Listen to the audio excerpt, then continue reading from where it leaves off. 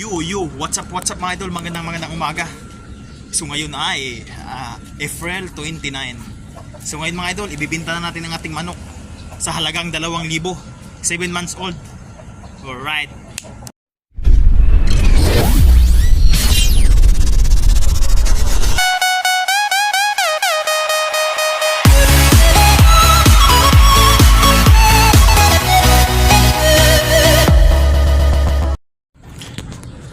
What's up mga idol, ito na mga idol, dinudukot na yung manok natin sa kulungan.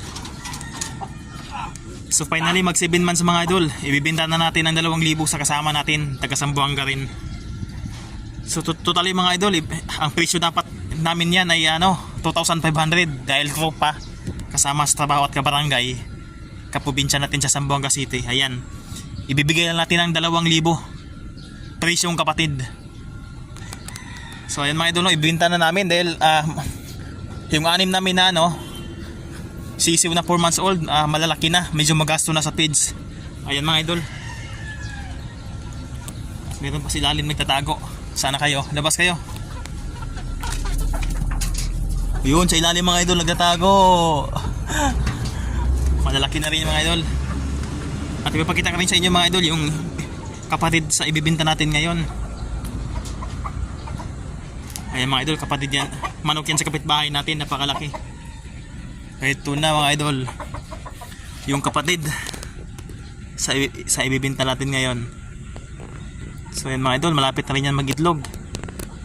Nakastahan na yan araw-araw. At ito yung nakakasta sa kanya, magandang klase na manok, matapang. Pero wala kang laban sa papaya.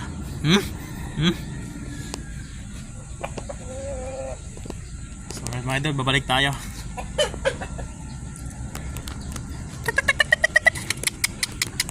Ayan, wala na silang tubig mga idol. So, kuha na tayo ng tubig sa kanila. Mga idol, yung nakabili sa ating manok, excited na excited.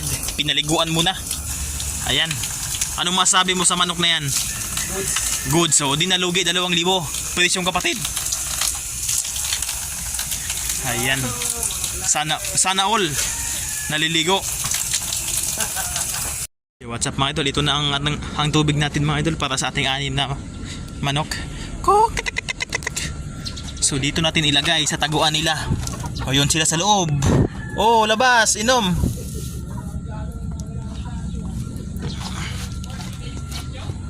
Saan itong mga manok na to? Anong ginagawa nyo dyan? Nagatago kayo ha? Huwag kayong mag-alala, di ko pa kayo ibibenta. Papaitlogin ko muna kayo. Oh, patago-tago pa kayo dyan sa ilalim ha.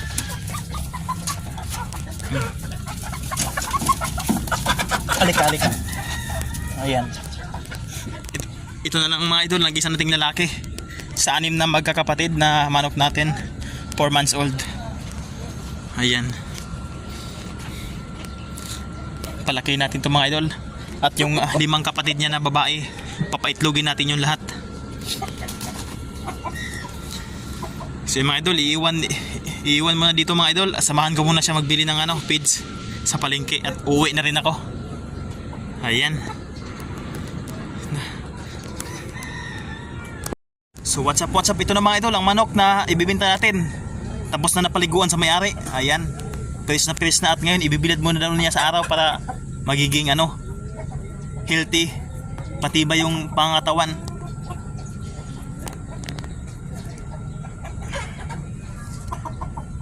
Ayan. So ayan mga idol, uwi na kami. Ayan ang ibibenta nating manok.